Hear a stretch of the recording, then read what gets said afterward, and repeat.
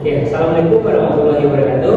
Waalaikumsalam warahmatullahi wabarakatuh. Perkenalkan, saya Pak Rizky, anggota dari Studio Putra yang akan memandu kamu dalam pembelajaran kimia medisinal. Sebagai peserta praktiknya, di kimia medisinal di sesi ini ada 7 kali pertemuan dengan 1 kali ujian hasil. Sebelumnya kamu sudah masuk pembelajaran dengan ini sebelumnya kimia medisinal sudah ya? Oke, bisa nggak ceritakan ke Bapak apa saja yang sudah kamu dapatkan dari pembelajaran sebelumnya? Coba Bapak ini punya pengetahuan. Siapa yang duluan? Oke, silakan. Siapa namanya? Bisa kasih tahu refleksi. Silakan.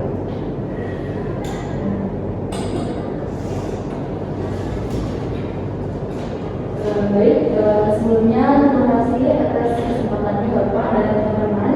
Mungkin saya akan mengulas sedikit tentang kimia medisinal yang saya ketahui pada pembelajaran sebelumnya. Ya. Di mana kimia medisinal ini adalah suatu penemuan atau desain, sintesis dan juga pengembangan senyawa kimia yang digunakan sebagai obat.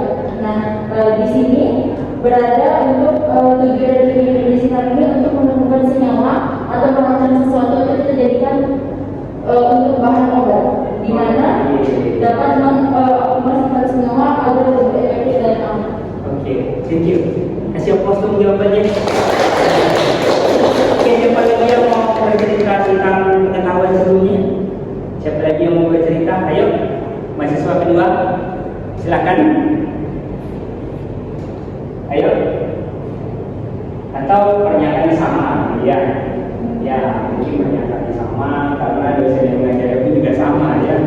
Oke, terima kasih dan kita lanjut ya ke sesi pembelajaran ini. Tapi sebelum kita masuk ke sesi pembelajaran untuk sesi hari ini, ada baiknya kita berdoa dulu. Kita akan berdoa dulu untuk masih sesi pembelajaran. Kalau berdoa sesuai dengan agama dan tujuan masing-masing. Berdoa dulu.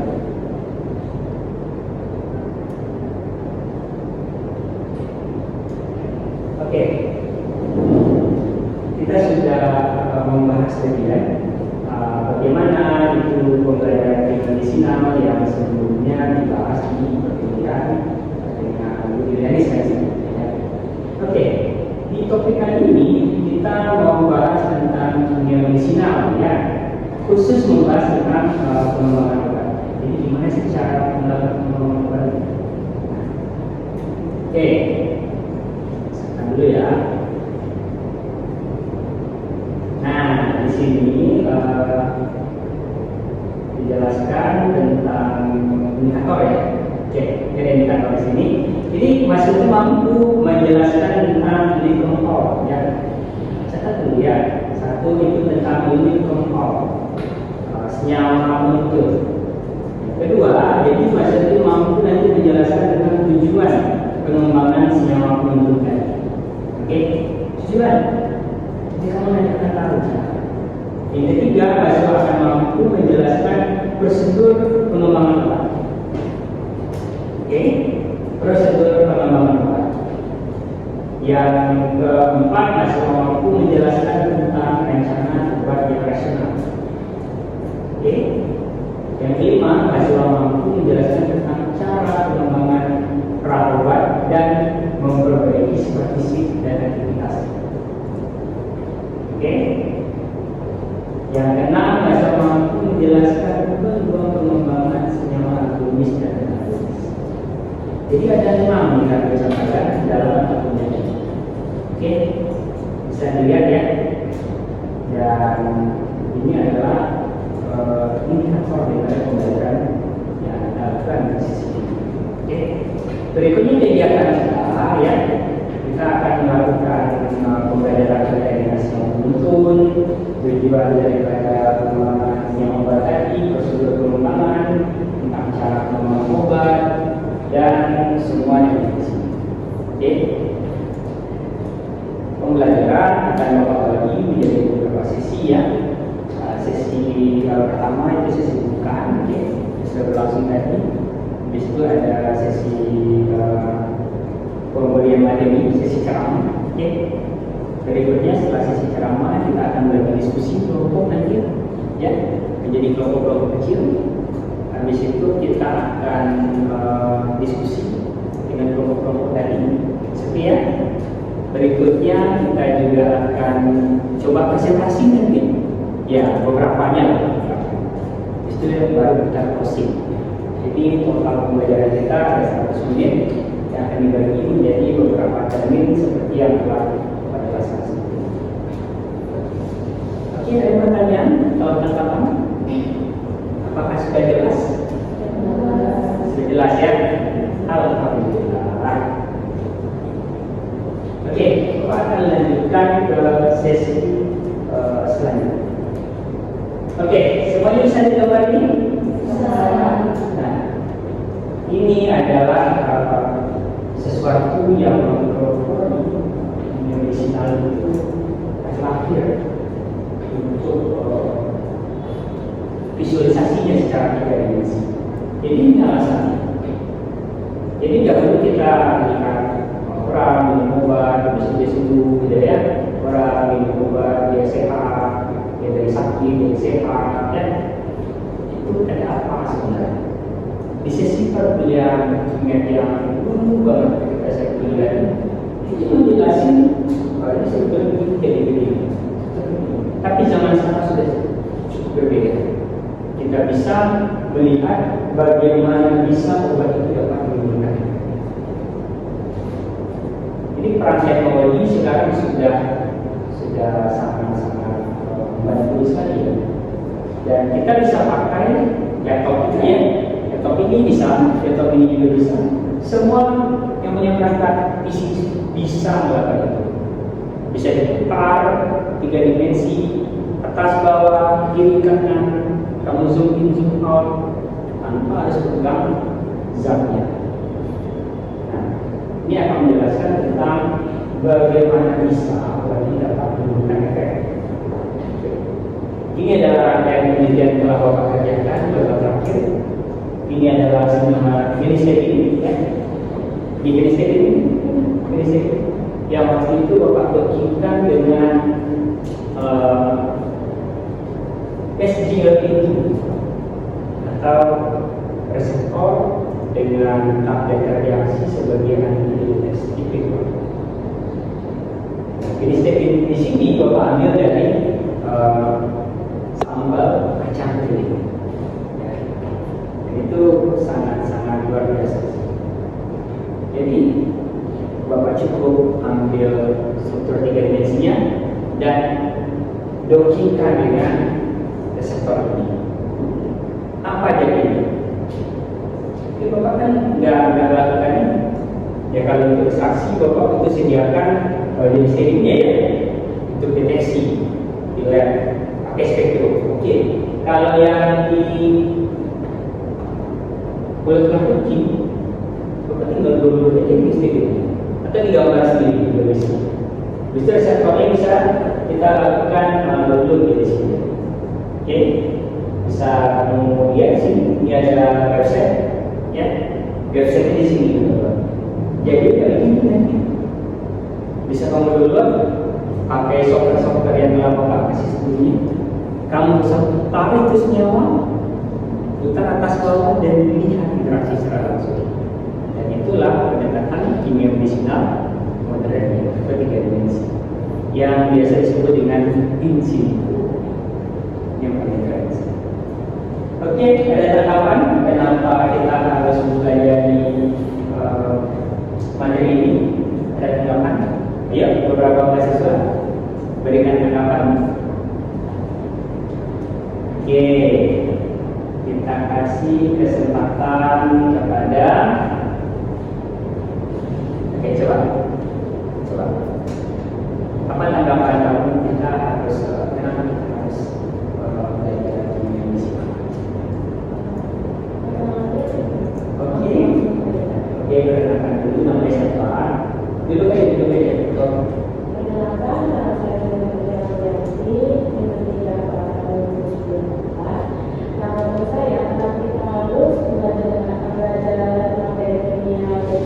Karena kita akan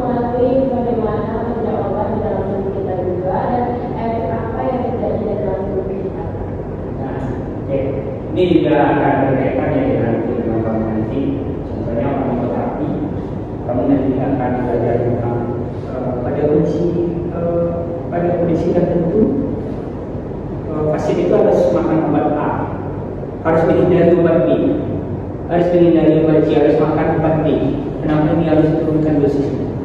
Ya, kalau kamu baca farmakoterapi saja, itu tidak akan terjelaskan.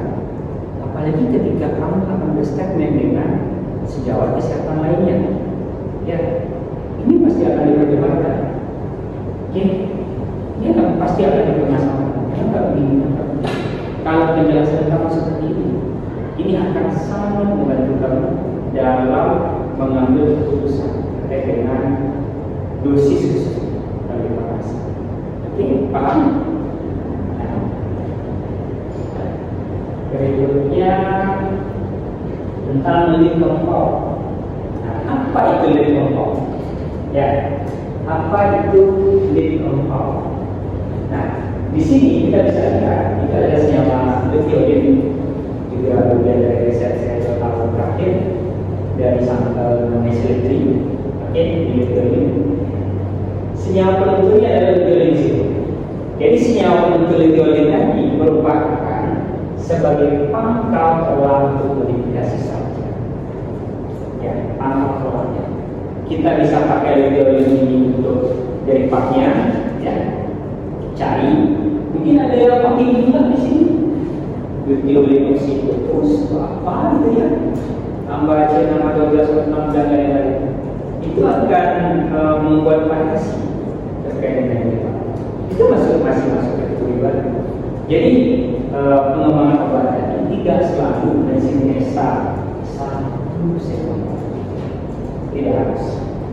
Oke, tidak harus. Apalagi nanti yang banyak perempuan semua ya, mungkin bukan kamu mungkin antusias. Pak, saya mau bikin kosmetik yang glowingnya cepat glowing gitu ya. Itu akan sangat diminati oleh bersama pasien. Saya harus temukan satu zat yang akan bisa bikin orang dulu. Kan kita sesuai dengan permintaan pasar kan. Contohnya di Korea sekarang gimana? Trennya gimana? Coba kasih feedback ke saya. Di Korea gimana?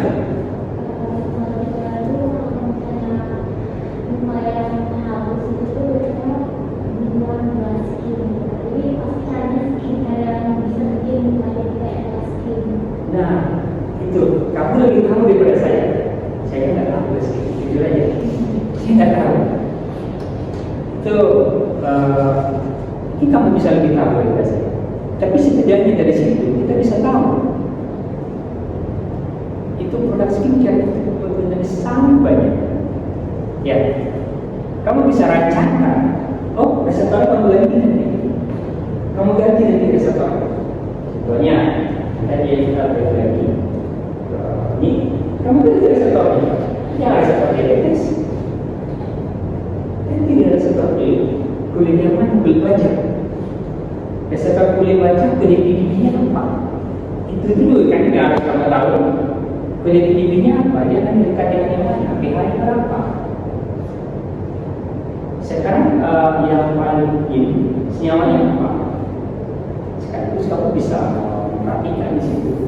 Contoh sekarang ada niacinamide kan yang menjadi kimia, sebut aja niacinamide, ada asam hyaluronat, ada seramin, ya.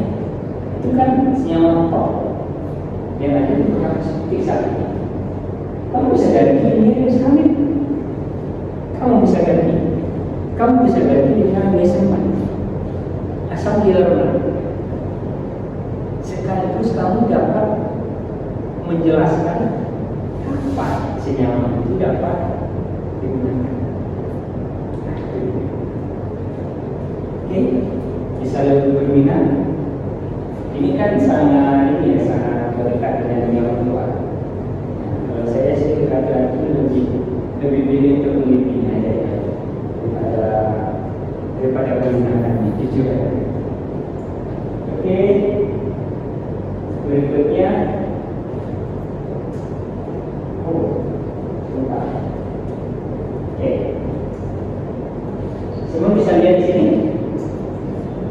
adalah prosedur pengembangan dari sinyal penunjuk tadi. Oke, di sini ada 4 kotak. Kamu bisa lihat di sini. Dan itu adalah struktur dari sini. Yang dia berkaitan dengan reseptornya di sini. Oke, itu adalah gambaran. Kebetulan itu adalah screen capture yang saya lakukan, dan kamu juga bisa lakukan itu di laptop kamu. Bisa, sangat bisa.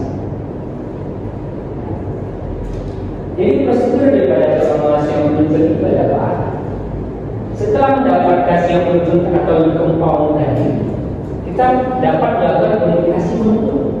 Jadi molekul itu bisa komunikasi. Oke, dan berikutnya kita dapat menghasilkan ukuran senyawa dengan aktivitas yang diinginkan. Contohnya aktivitasnya ingin glowing, ya, artinya harus ada senyawa apa dengan asam amino yang mana biar bisa jadi glowing. Ini loh pola berpikirnya.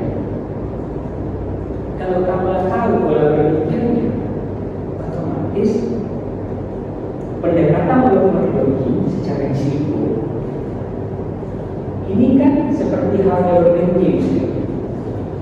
Kamu dapat memanfaatkan data, kamu dapat mencari ada semua baru terkait dengan target aksi terapi yang akan kamu inginkan.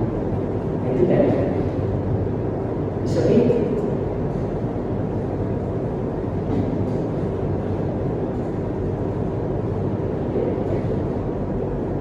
Oke, berikutnya kita bisa melihat dua buah kotak di sini yang disebut dengan BCS. Ini di mata kuliah tadi juga sudah dijelaskan ya tentang BCS tadi. Tapi sekarang pertanyaannya apa hubungannya dengan kimia medisinal dan pengembangan obat? Oke, pengembangan obat selalu menuju ke kelas 1. Selalu menuju ke kelas 1. Bisa aja dia yang main tadi dari kelas 2, ya.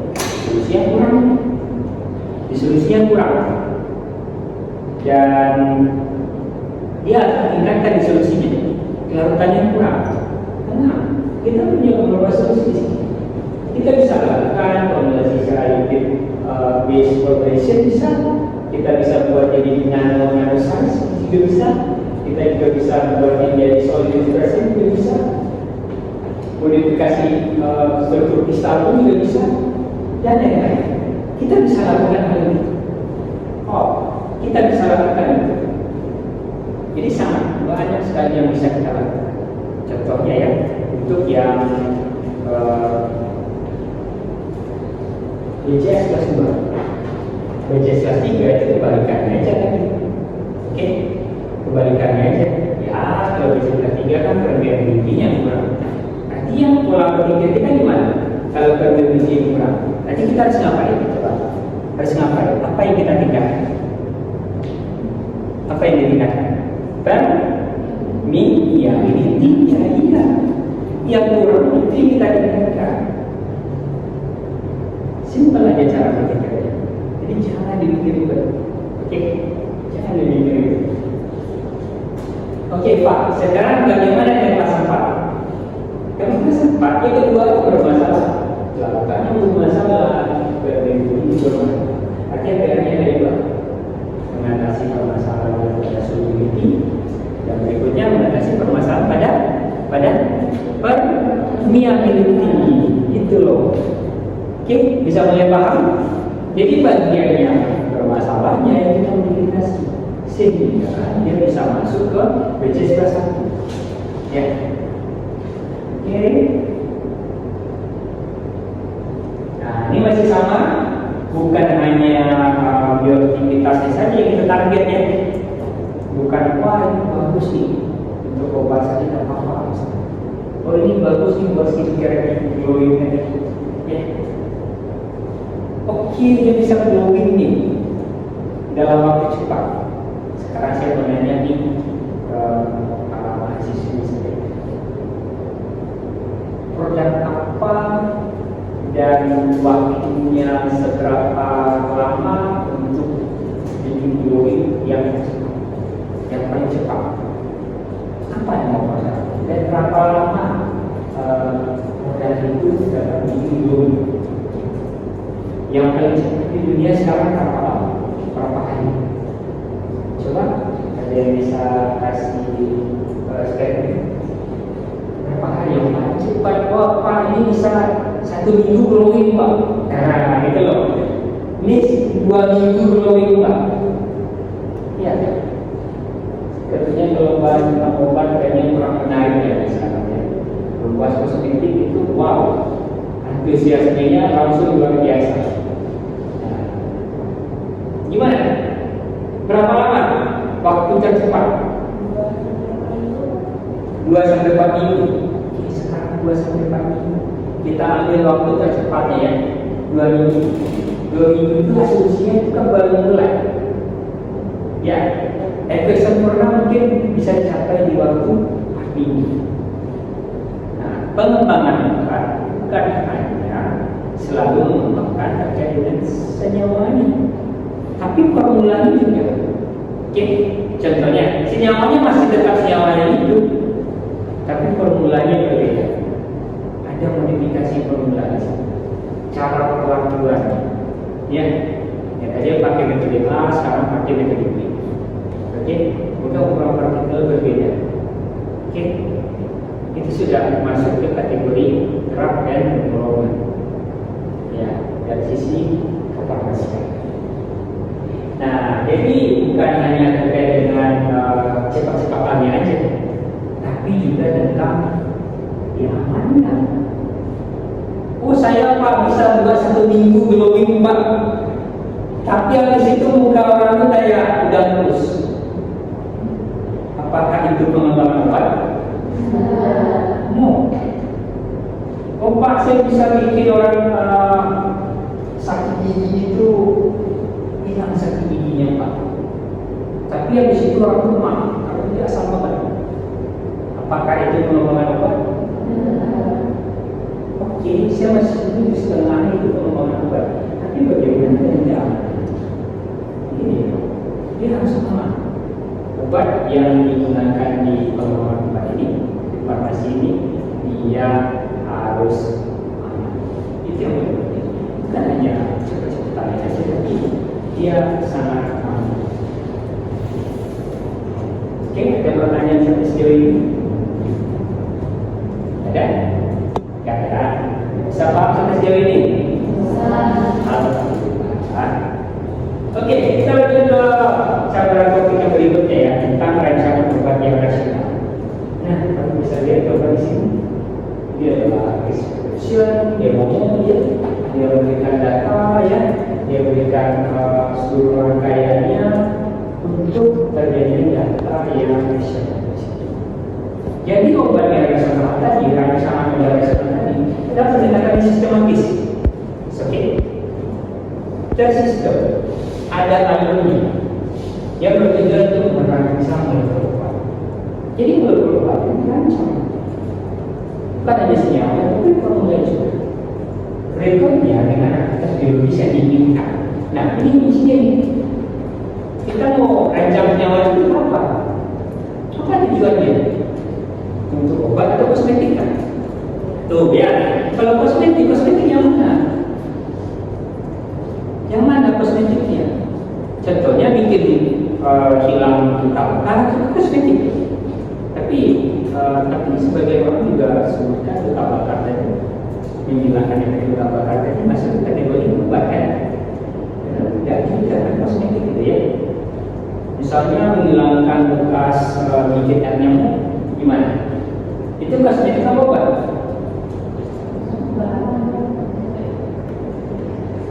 Bentol obat apa kosmetik? Nah, kalau dicari lagi ya, jadi kamu harus tahu kapan itu dikategorikan kosmetik, kapan dikategorikan obat. Oke, bedak lampu tahu tidak bedak lampu? Tahu ya, tapi bedak pakai atau bedak pakai. Sekarang pertanyaannya, ada nggak obat lampu itu yang fungsinya dirubah? Ada. Contohnya apa? Bedak kabur. Itu siapa? Ada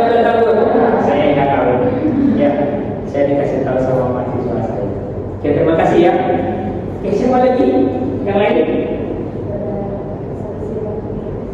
Berdasar salah ya. Berdasar pernah kerja di perusahaannya. Ya, supervisor perusahaan. Oke. Berikutnya setelah kita mengetahui perencanaan tadi sistematis kita buat, habis itu kita buat rancangan perlunya. Nah sekarang sudah bisa isi buku. Jadi kalau bisa isi buku itu bisa lakukan structure, modifikasi structure tadi pakai device kita aja. Pakai laptop kamu juga bisa. Kebetulan laptop kita sama, artinya kamu juga bisa lakukan hal yang sama. Ya. Karena saya punya laptop itu bisa, ya, dan itu sudah ada risetnya dari hasil itu keren banget. Nggak perlu perangkat yang mahal-mahal untuk melakukan ya, tapi cukup medium spec juga sudah alhamdulillah. Oke, setelah kita dapatkan aktivitas biologis yang diinginkan, maka pendekatannya akan melibatkan pemahaman dalam aksi kerja penyakit. Oke. Aksi kerja penyakit. Jadi dengan ini kita dapat mengetahui, wah selama ini ternyata begini ya yang terikat. Ini loh yang terikat dengan siapa tadi. Itu tadi. Oh sebenarnya mau sakit obat sakit kepala misalnya. Ya, dia sakit kepala, ini obat sakit kepala. Hilang kan sakit kepalanya, tapi dia kan tidak tahu bagaimana kerja obat sakit kepala tadi.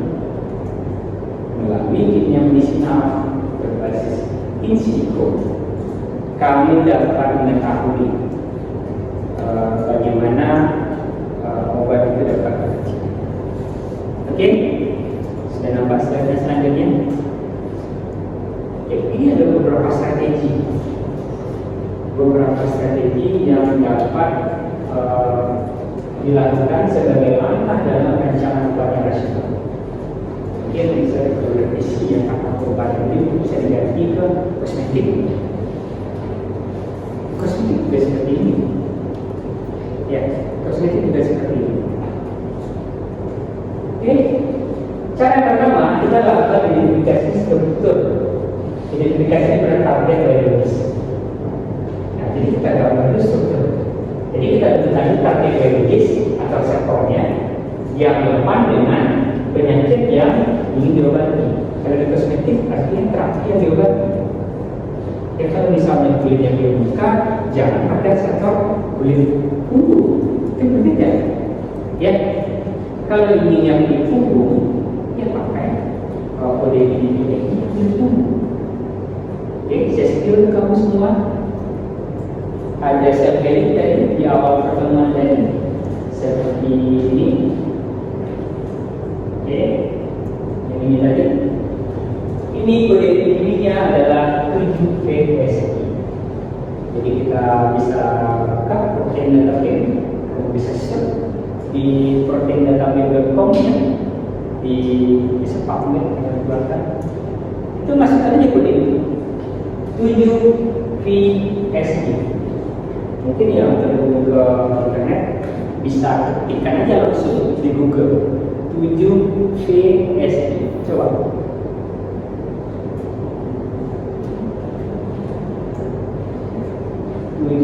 PSI. Bisa diceritakan apa yang kamu lihat? Sama seperti yang ada di layar Pak. Oke. Artinya data ini kan terbuka. Siapa saja bisa lihat. Ya, oke. Apa yang kamu lihat dari struktur ini?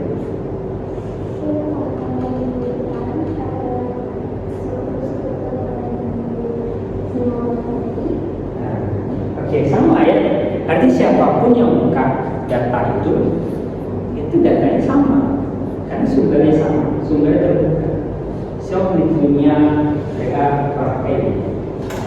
Oke, kita lanjut lagi. Oke, kita sampai sini tadi. Target kedua dalam langkah kedua kita lakukan menentukan struktur target. Jadi struktur target tadi kita bagi dengan dimensi dengan target biologis tadi. Ini kita bisa dapatkan datanya dari histologi, oke? Atau dengan model populasi. yang biasa disebut dengan homologi. Jadi ini bisa disimulasikan. Jadi sekarang kita punya device, kita punya laptop ya, zaman sekarang ya sederhana aja sudah bisa melakukan banyak hal dalam satu waktu. Ini yang luar biasa. Berikutnya kita dapat melakukan pendidikan untuk obat ya. Oke, kita lakukan penelitian terkait dengan analisa kisah. Oke, sudah dibahas kisahnya sebelumnya dengan pendidikan. Sudah ya. Kuantitatif, structure, identity, and relationship. Berikutnya kita lakukan perancangan untuk obat baru. Oke, memang kita bisa lakukan perancangan. Dan yang kelima itu juga masih bisa dan belajar. Jadi kalau kita misalnya bisa gambar ini langsung diujikan di depan percobaan. Kita punya 100 atau 1000 yang baru, langsung diujikan ke sel, ya, langsung diujikan ke sel. Jadinya apa?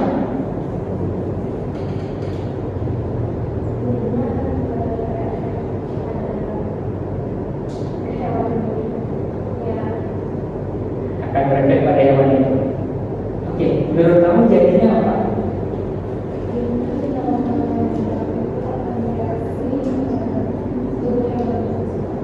Oke, semuanya bereaksi, tapi sebelum dia bereaksi apa? Pentingnya pasti bangun duluan. Ya. Karena ada 1000 senyawa yang mau diujikan. Dua-duanya pakai protein, pakai siliko. Dia cukup masukkan data 1000 sini, oke? Data 1000 sini, habis itu direaksikan yang pakai reseptor tadi, dibuat interaksi, diperiksa yang satu, mana yang berinteraksi, top 10 yang berinteraksi atau ini bisa jadi top 5 yang berinteraksi, itu diberikan ke sel, ke hewan. Jadi sekarang peneliti orang seperti itu sekarang lebih simpel kan? Diuji banyak senyawanya, ratusan senyawanya. Mau diujikan satu-satu, nggak mungkin. Yang mungkin aja sih di perusahaan-perusahaan yang besar. Tapi melalui pembelajaran kimia di sini, telah banyak cost yang efektif di perusahaan-perusahaan farmasi. Jadi efeknya apa? Harga obat bisa lebih murah, oke? Harga kosmetik baru bisa jauh lebih murah, ya, daripada zaman dulu. Nah, itu kelebihan daripada pendekatan pengembangan obat yang menggunakan data in situ. Oke, ini yang mau saya sebutkan tadi. Oke, ini adalah proses collection data yang ini kita bisa lakukan modeling kisah modeling di sini. Oke. Habis itu kita bisa combine data ini dengan jelas chemical library. Kita lakukan virtual screening atau protein di sini secara risiko yang bapak bilang tadi. Lalu data ini baru bisa diujikan ke sini. Jadi tidak semua data mungkin dari sini, ya, data yang masuk ke sini itu mungkin bisa dibuat. Pak, saya mau cari yang senyawa yang bisa bikin dulu. Kita ketemu Pak, kode PDB-nya. Yang ini saya mau dia berinteraksi pakai dengan PDB ini. Bisa kita pakai virtual screening. Sangat bisa. Jadi saya bisa tuh Pak menjadikan di kosan saya pakai molekular protein Pak. Jawabannya gimana? Sangat bisa. Karena ini disebut dengan research ataupun pekerjaan lab kerja. Ya. Kalau lab basah itu gimana? Basah itu seperti halnya yang ada di laboratorium kimia, atau laboratorium biologi, laboratorium farmasi. Jadi hasil dari tadi itu yang diujikan di lab basah. Jadi kalau misalnya senyawa yang banyak yang mau didokkan, yang mau diujikan, kan dokter nggak basah. Tidak semua senyawa. Dia mulai paham. Jadi betapa indahnya pembelajaran ini jadi. Kalau kamu paham. Dan saya spill sedikit ya. Semua dari ini, semua bagian ini membutuhkan pengadaan. Tidak mungkin pabrik farmasi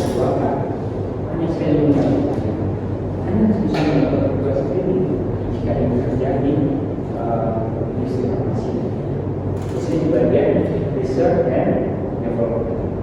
Oke.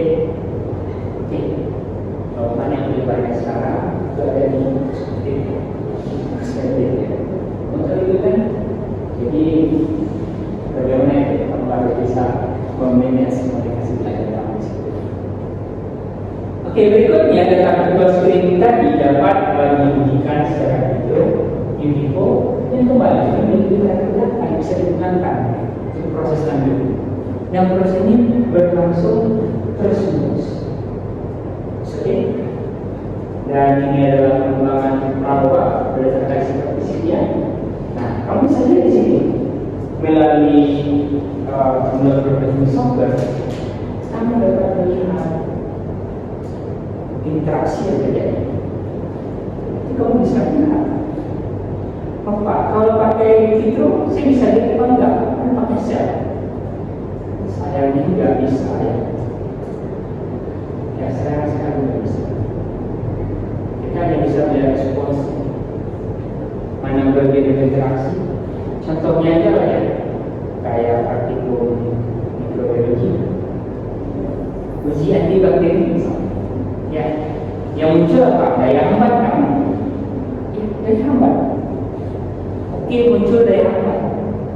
Tetapi bagian mana yang membuat? Oh, ini daya hambatnya lebar. Oh, ini daya hambatnya kecil. Kan nggak bisa terjelaskan oleh calon Catherine tadi. Tapi kalau senyawa-senyawa target ekstrak tadi, mana yang ekstrak tadi, ataupun obat tadi dapat kamu bikin dalam dimensi dan kamu lakukan neurotoxin secara risiko, itu dapat ketahuan. Oh, yang ini replikat, makanya bisa jadi begini. Bisa dijelaskan di sini. It's okay. Ya, sangat-sangat mudah untuk dipahami ya. Oke, kalau misalnya di sini ini adalah satu senyawa target yang ini adalah hasil dognya dan ini adalah aktif juga. Kita harus bisa menlogika senyawa target tadi di sisi aktif daripada ligan target tadi. Ya Pak, kalau misalnya dia gede Pak, seperti ini di bagian awal tadi, ini. Oke, karena saya sudah pernah melihat misalnya, ini kan ada di sini sebenarnya, bertulisan. Dia kan di sini. Oh Pak, ini ketika di sini Pak, nggak boleh. Artinya bukan itu. Ini kan berbeda-beda sendiri kan. Oh Pak, dia di sini Pak terikannya. Nggak bisa, nggak boleh. Dia harus di sini. Nanti dia gimana? Di situ misalnya, di sini misalnya. Ya, dia harus kedekatnya di bagian sini. Yang ngomongnya di bagian yang lain, di bagian lain, itulah yang terjadi. Oke, bisa paham saya di situ? Jadi ini spesifik dia, ada sembarangan tempatnya. Oke, bisa paham saya di situ? Oke, kita lanjut lagi ke sesi berikutnya. Oke, inilah nama perawat. Jadi semua bagian ini bisa kita lakukan analisa saja di sini semuanya.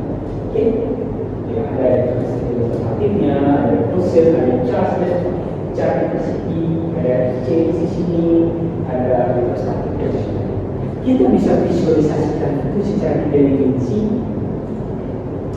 perangkat kita. Ya, ini sangat terbarukan materinya. Yang tadinya ini apa sih yang terjadi? Semua dapat terjelaskan. Oh, begini ya. Dan data-data ini adalah hasil dari terjelaskan secara visualisasi tiga dimensi. Oke. Nah, ini yang paling menarik. Oke, tapi kita gambar ini. Oke. Ini adalah reseptor ya, jelas. Ini kan reseptor yang di zoom. Misalkan ini banyak TP-nya. Ada yang dia mau buka aja. Oke, obat masuk. Ya, terus terikat dia. Oke, aman dengan top. Ada juga yang dia tuh ini buka sebentar bisa tutup. Buka lagi, tutup lagi. Buka lagi, tutup lagi. Gitu. Sangat unik. Atau bisa sebenarnya harus Dan Pak, kenapa ada contoh sifatnya seperti ini, seperti itu, gitu ya? Sampai saya jawab, Pak, itu adalah ciptaan. Itu adalah ciptaan. Jadi semua sektor itu punya sifatnya masing-masing. Dan bisa kita jelaskan lewat molekular dinamika. Ya, molekular dinamika. Jadi hasil docking tadi, contohnya docking kan, ya pendekatannya itu baru kita ujikan kan. Seberapa stabil itu kita bisa ujikan secara molekular. Ya, biasanya standar itu 100 nanosecond. Atau berapa jumlahnya juga terima yang dapat 50 nanosecond. Ya, itu biasanya aman itu 100 nanosecond. Oh Pak, artinya molekular dinamik juga bisa dilakukan di laptop saya Pak. Pak, saya coba ya, dan hasilnya nggak bisa. Hasilnya nggak bisa. Jadi dengan apa kita bisa melakukan studi molekular dinamik Pak? Nah, saya sarankan itu menggunakan komputer sampel yang bisa hidup 24 jam. Artinya ketika kita running, dia kalau kita terus. Ya mungkin 100 nanosecond mungkin terdengar sebentar ya bagi kamu. 100 nanosecond nggak sampai 1 second. Ya kan? Tetapi 100 nanosecond itu sudah dapat menjelaskan bagaimana stabilitas. Itu sudah luar biasa. Dari data 100 nanosecond. Tapi alhamdulillahnya semua penelitian docking bisa kita lakukan visualisasi semua di sini. Ya, Pak, saya mau kelas ini yang penelitiannya Pak docking Pak bisa pakai ini. Pak, saya mau lihat reaksinya Pak, kedekatannya Pak bisa. Cuman untuk sekedar pengetahuan, ini sampai saat ini baru bisa dilakukan di Makassar. Yang kekuatannya itu nggak bisa habis. Oke, berikutnya tentang senyawa agonis dan antagonis. Seperti halnya pembelajaran yang ada di mata yang lain, agonis itu senyawa yang serupa ya, ataupun endogeen di sini yang serupa ataupun mirip aktivitasnya dengan bagian tubuh. Ya. Dan berikutnya kalau yang ini, berikutnya kalau yang antagonis, nah ini sifatnya memang itu dia bedanya. Satu yang jalan, satu lagi memang. Jadi kita bisa lakukan riset dalam hal ini, pengembangan obat baru. Oke, dan ini terjadi. Oke, apa yang terjadi dengan obat agonis dan antagonis? Kalau obat agonis, oke, dia terikat ya, sempurna cerita. Tapi kalau yang antagonis, dia terikatnya,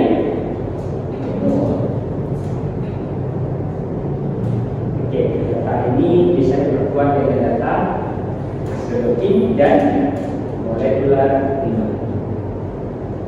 Jadi harus cek datanya semua. Jadi ini kalau risetnya seperti ini gimana?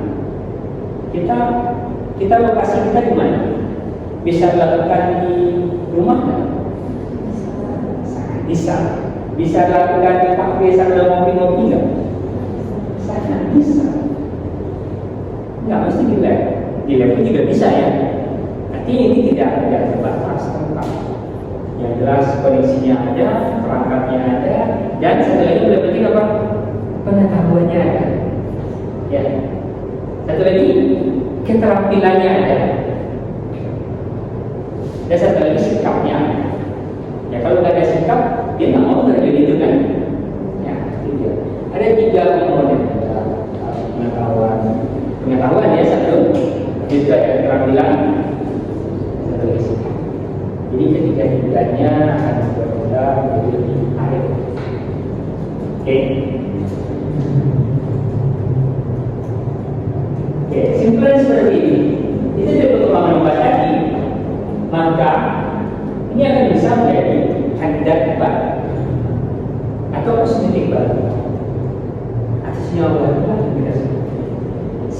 mungkin untuk dalam perancangan ya, perspektif medisinal.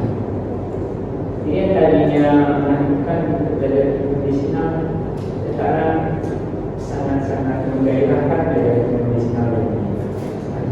Ini dengan keberadaan ini saya bisa lakukan modifikasi struktur. Sekarang modifikasi struktur tidak ada isu. Berikutnya dengan visualisasi dan kajian transisi secara 3 dimensi yang di sebelah sana berbasis ini akan membantu berhasilnya semua. Lewat isi itu kita bisa lihat, kita bisa melihat. Oke, sekarang apakah kita bisa melakukan prediksi bioaktivitas obat?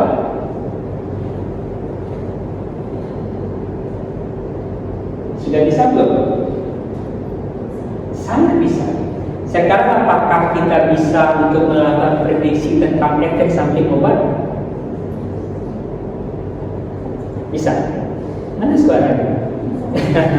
Sekarang apakah kita bisa untuk melakukan prediksi tentang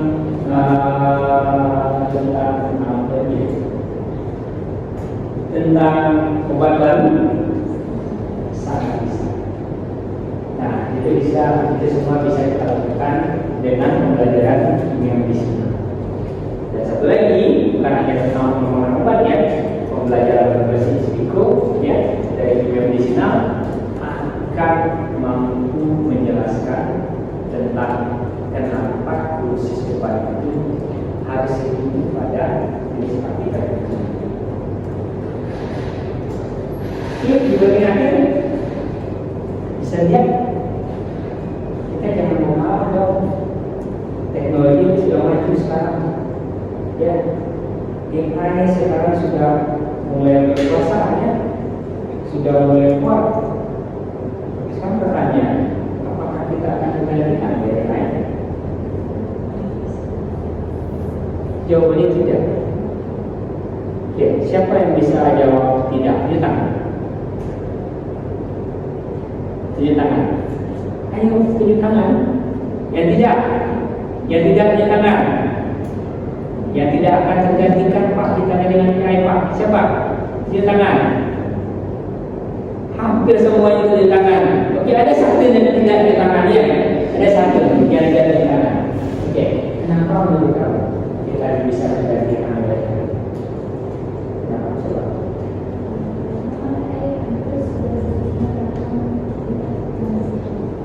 Karena AI sudah semua bisa melakukan yang bisa lakukan, gitu ya. Oke, sekarang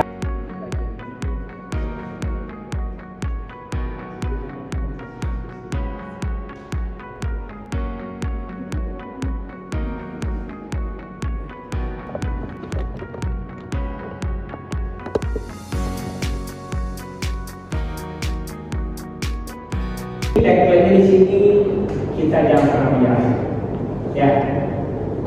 Sebagaimanapun pintarnya AI, oke? Kita bisa gunakan AI dari sebagai tools untuk kecepatan pembelajaran, penelitian, dan semua kegiatan kita. Kita nggak bisa menghindarinya. Kita hanya bisa menggunakannya sebaik-baiknya, ya, sebaik-baiknya. Jangan terima jawaban bulat-bulat dari dia. Lakukanlah verifikasi terlebih dahulu tentang jawabannya.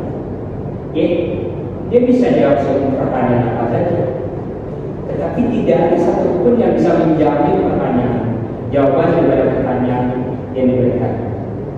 Ya, sekarang user kan, apakah mengerti dengan jawaban yang benar? Kalau user nggak ngerti, artinya AI sudah menguasai kita. Oke? Oke, sekarang kita masuk ke refleksi diri sedikit ya. Oke. Bapak ingin ada dua mahasiswa, tiga mahasiswa yang dapat merefleksikan diri terkait dengan materi kita hari ini. Siapa bisa? Coba tunjuk tangan. Siapa yang bisa?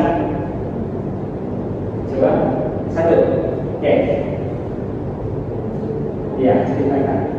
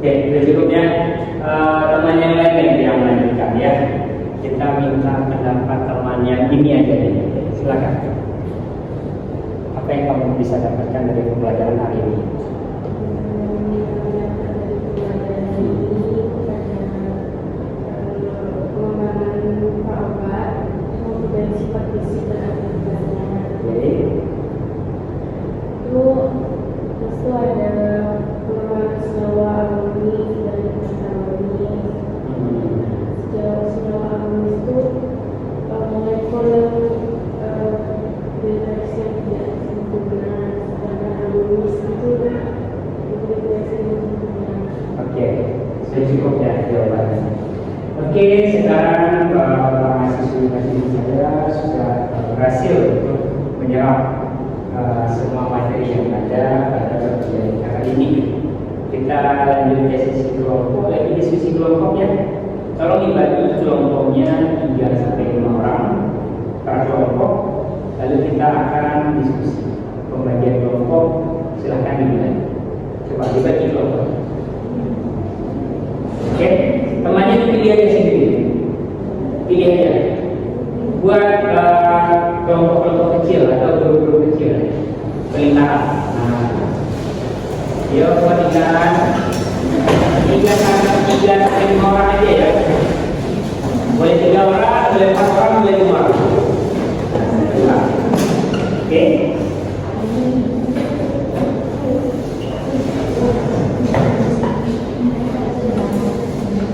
Ini bagian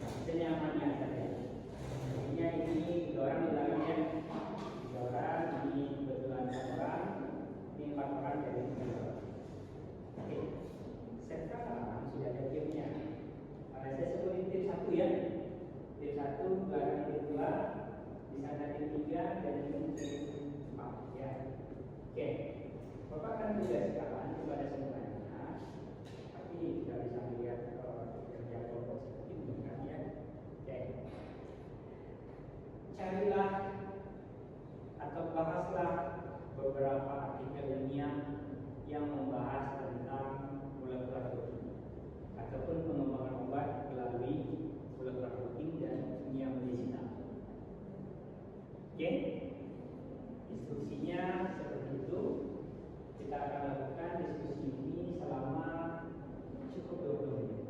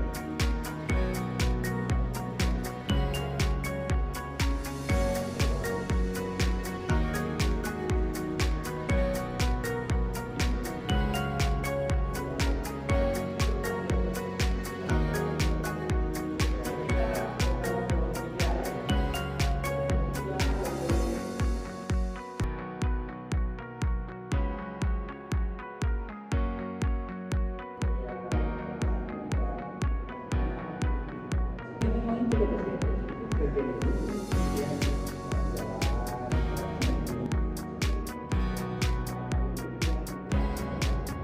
di bagian ini bukan aja audionya, sorot mereka sedang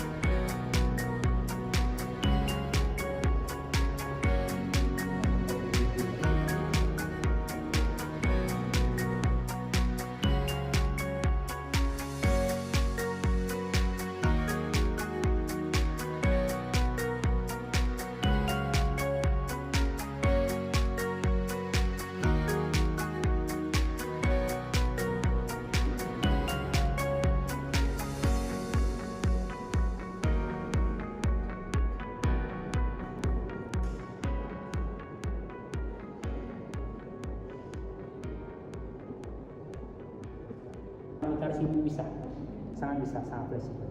Oke.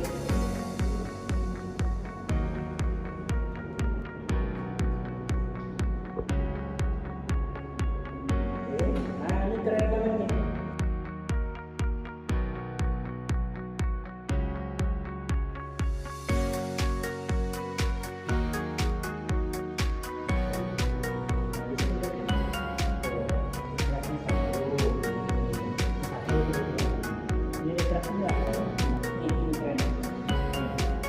Bisa kelihatan kan? Ini namanya giligannya. Dia di sini nih naruhnya nih.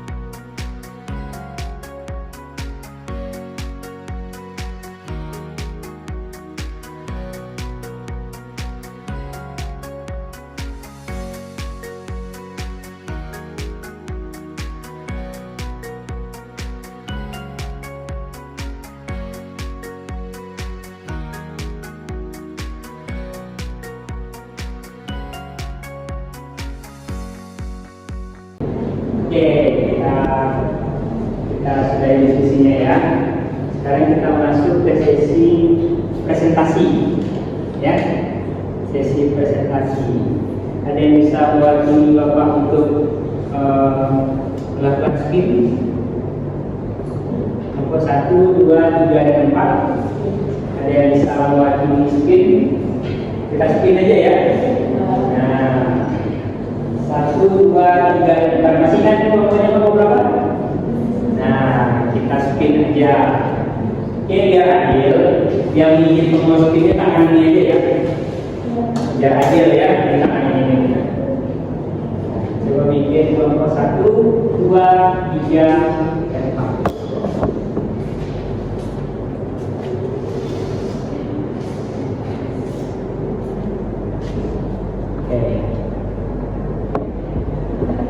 Oke, 4 ya. Kita spin ya. Kita lakukan spin. Oke, semuanya. Oke. Yang terpilih adalah kelompok. Oke, kepada kelompok 4 dipersilahkan. Jadi nanti kelompok 4 mempresentasikan hasil diskusi kepada kelompok 4 dipersilahkan. Baik, seperti itu ya.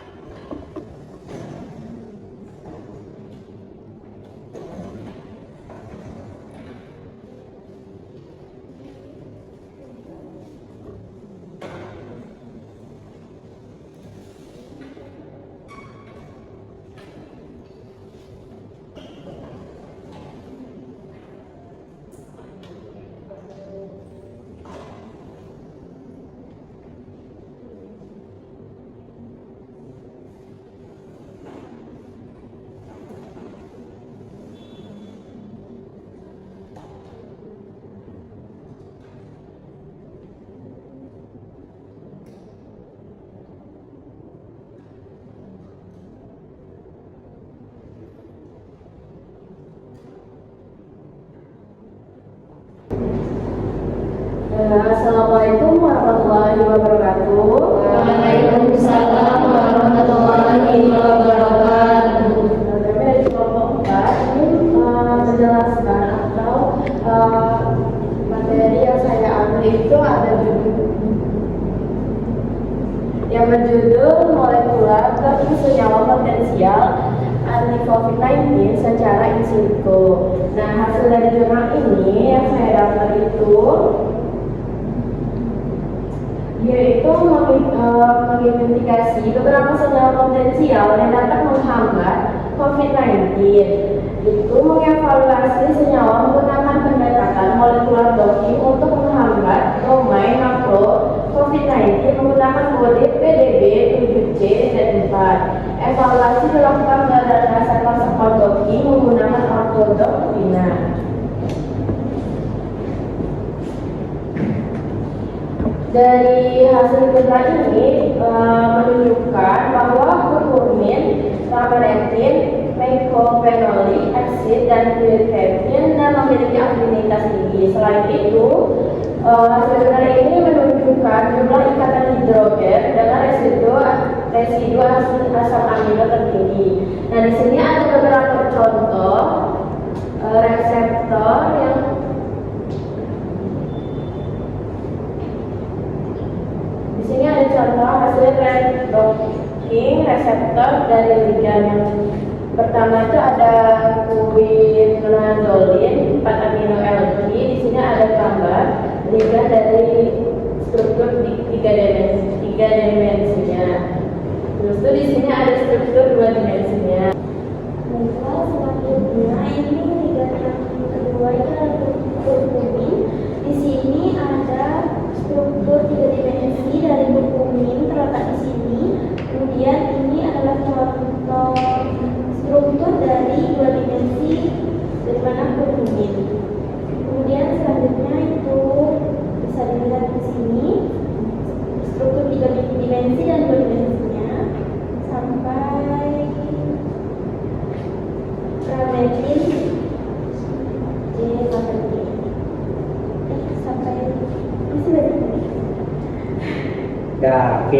cukup. Nah, oke, selanjutnya untuk kelompok berikutnya. Oke, diskusinya singkat aja ya. Langsung aja ke gambar juga nggak apa-apa. Testing lagi. Oke. Yang muncul adalah kelompok 1. Oke. Singkat aja ya, kelompok 1 ya. Oke teman-teman, mohon perhatiannya sebentar ya. Di sini kami dari tim 1 kami memilih jurnal tentang simulasi doki dari sejak kumin dan analognya itu sebagai reseptor androgen pada kanker prostat. Nah teman-teman, senyawa kumin ini bisa kita temui pada tumbuhan kunyit. Nah, kita langsung masuk ke bagaimana sih struktur dari senyawa kurkumin. Bisa dilihat di sini ada reseptor androgen. Nah, kalau tadi kan Bapak juga sudah jelaskan tuh strukturnya itu ada kodenya nih teman-teman. Nah, di sini juga ada kodenya. Ada 3867. Mungkin dari teman-teman mau searching bisa untuk mengetahui struktur dari reseptor kurkumin ini. Nah, kemudian tidak hanya itu, ada juga di sini struktur beserta nama IUPAC-nya nih teman-teman dari kurkumin. Ada analog 1 sampai dengan analog 4. Ada banyak data-data yang bisa teman-teman temui dari jurnal ini, di mana simulasi doki ini bisa kalian jadikan sebagai ligan uji atau pembanding. Nah, teman-teman bisa lihat di sini ada energi ikatan, di sini ada nilai dari delta G, ligan uji dan juga ligan pembanding. Nah, ini dia. Ini itu adalah struktur yang bisa teman-teman lihat sekarang itu dengan namanya metode 3 dimensi. Jadi bisa diputar-putar. Terus di dalam itu bisa teman-teman lihat ada reseptor-reseptornya. Di sini kan ada warna hijau ya di dalamnya itu yang berbeda dengan reseptor dengan yang lainnya. Nah, di sinilah letak dari reseptor itu. Bisa teman-teman kalau dari sekarang teknologi itu bisa di docking ya namanya, kalian bisa melihat bentuk lebih jelasnya. Oke, jadi mungkin hanya itu bisa menjelaskan singkat saja tentang senyawa kurkumin ini. Mungkin semoga apa yang kami sampaikan bisa teman-teman pahami. Saya dengan wassalamualaikum warahmatullahi wabarakatuh.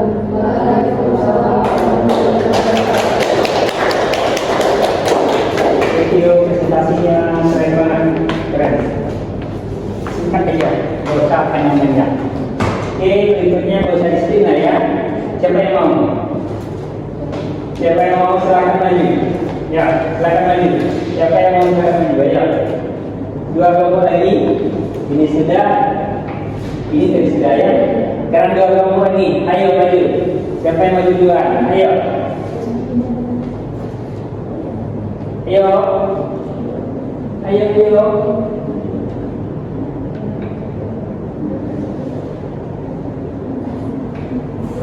Bagian didikat ya.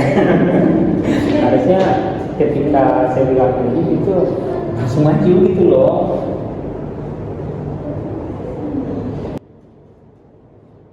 Oke, silakan kelompok 2. Pada kelompok 2 silakan. Ya.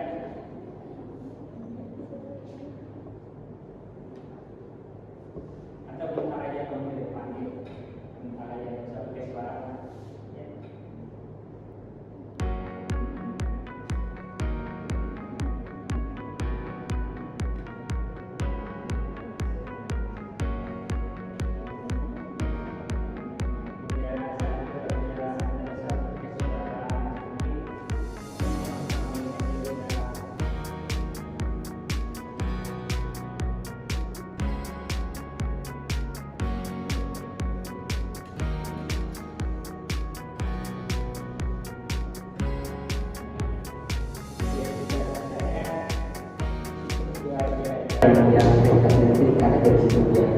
Oke, bisa dilanjutkan yang tempat duduknya.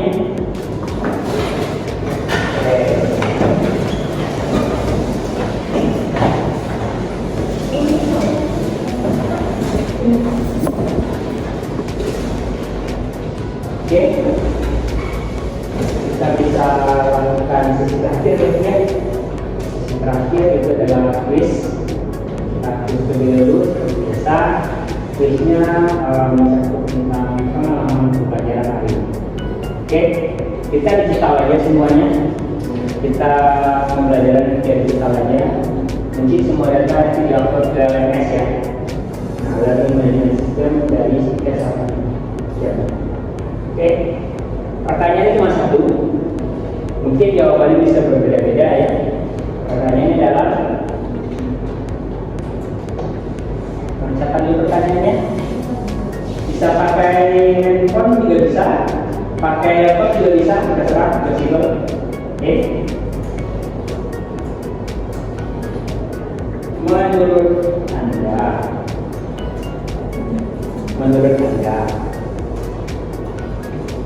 bagaimana cara melakukan pengembangan obat berbasis in silico dari perspektif kimia komputasi?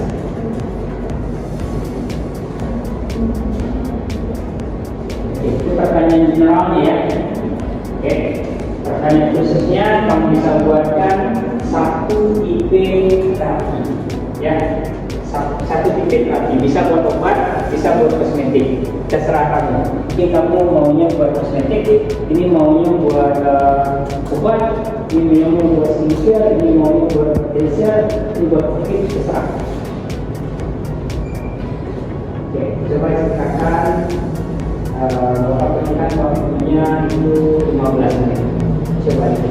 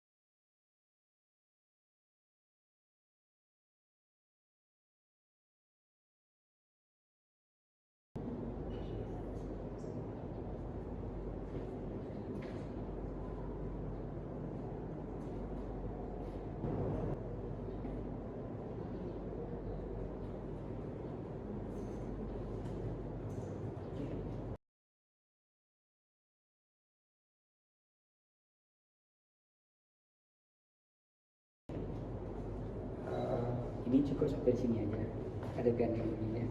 Kita masuk ke sisi terakhir lagi.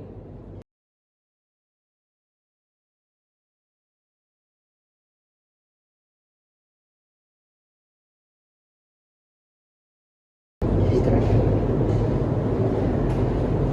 Oke, sudah ya? Sudah dikirim semuanya? Alhamdulillah, sudah dikirim. Kita masuk ke sisi terakhir di mana diminta terkait sendiri waktu. Oke, jadi pembelajaran apa bisa kita dapat hari ini?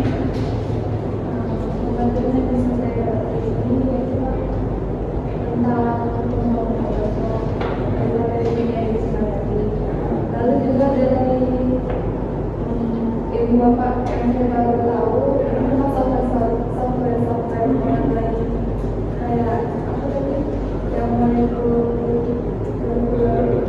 lebih dari Pak. Terus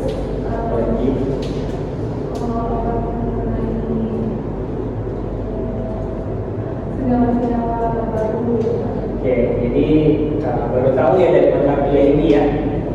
Ternyata saya beli laptop ini bukan cuma untuk tugas. Ya. Saya beli MacBook ini bukan cuma buat tugas.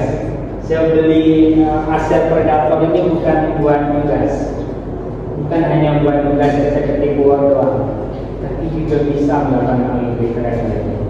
Itu adalah 83 itu hal yang luar biasa. Oke, mungkin ada yang Bapak lupakan ya. Tadi seharusnya di sisi awal sih ya, tentang strategi untuk mendapatkan nilai yang bagus. Pada sini nilainya gimana sih? Ya, pengen dong ya. Coba, nah, Bapak kasih nilai di sini. Jadi coba dulu bagaimana?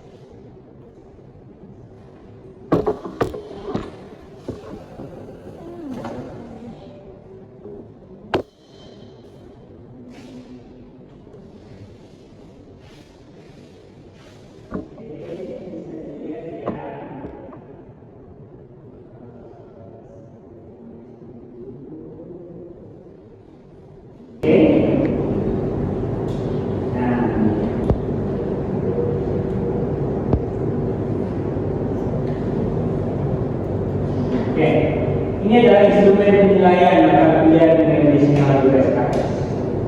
Oke, jadi semuanya saya lihat di sini. Oke, di awal kita bahas dasar-dasar penilaian dengan penilaian, sifat kimia, stereo kimia, reseptor dan lain-lain. Tapi pembelajaran di awal itu semuanya mendasari konvensional dulu. 3 dimensinya baru seperti yang saya bahas. Oke, Bapak masuk di bagian ini. Nah, oke, ini ngapain ini di bagian ini? Satu, kita mau menggambarkan. Nah, ini di sini kegiatannya adalah masuk bagiannya di kelompok-kelompok kecil. Oke, jadi ini di 10 juga kayak gini, ini juga kayak gini, juga kayak gini. Oke, nah jadi ditugaskan untuk menemukan persis seperti yang berada. Oke, dan diserahkan laporannya nanti habis mata kuliah itu ya. Dibikinkan laporannya secara digital aja dan nanti diupload ke RSS. Oke, atau mungkin ada yang backup di email juga boleh, tapi di WhatsApp jangan dia penuhan handphonenya jangan ya. Di email boleh, kita kirim di Google Drive juga boleh. Seperti biasa. Misalnya kamu punya Google Drive itu, diupload semua tugas di situ, tugas A, tugas B, tugas C. Tugasnya berbasis kelompok ya. Jadi kalau misalnya ada yang ketiga di satu bagian, artinya teman yang lain itu harus memotivasi temannya untuk ikut bergabung. Oke, saling menguatkan sih. Oke, berikutnya ini adalah rencana proyek. Proyeknya apa? Proyeknya adalah literatur ilmiah.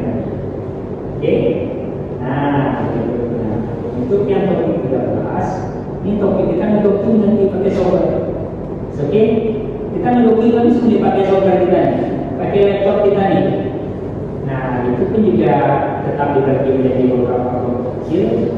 Karena pertimbangan Bapak tidak semua mahasiswa yang punya bakat gitu ya. Ini dapat membantu proses pembelajaran menjadi lebih aktif tadi. Nah, di sini hasil proyeknya bukan dari literatur ilmiah, tapi tentang cara kamu membuat analisa data sesuai dengan literatur ilmiah. Jadi kamunya memilih riset, ya, kamunya melakukannya, oke, dari pembelajaran teori. Jadi ini bersifat dibilang seni, dibilang praktikum juga bukan, ya, karena kita dalam kelas, ya. Oke, dan ini adalah rancangan penilaian, oke, bisa dilihat, kita transparan, ini skema presentasi penilaian, oke, bisa nampak penilaian partisipatif, yang biasa disebut dengan aktif, observasi masuk ke dalam kelas, siapa yang aktif tadi, yang aktif menjawab, itu dapat poinnya. Nah, di situ dia. Poinnya gede banget, 10%. Ya, 10%. Kehadiran 10%. Presentasi, yang presentasi 10%. Harusnya berebut yang presentasi. Ini berapa persen?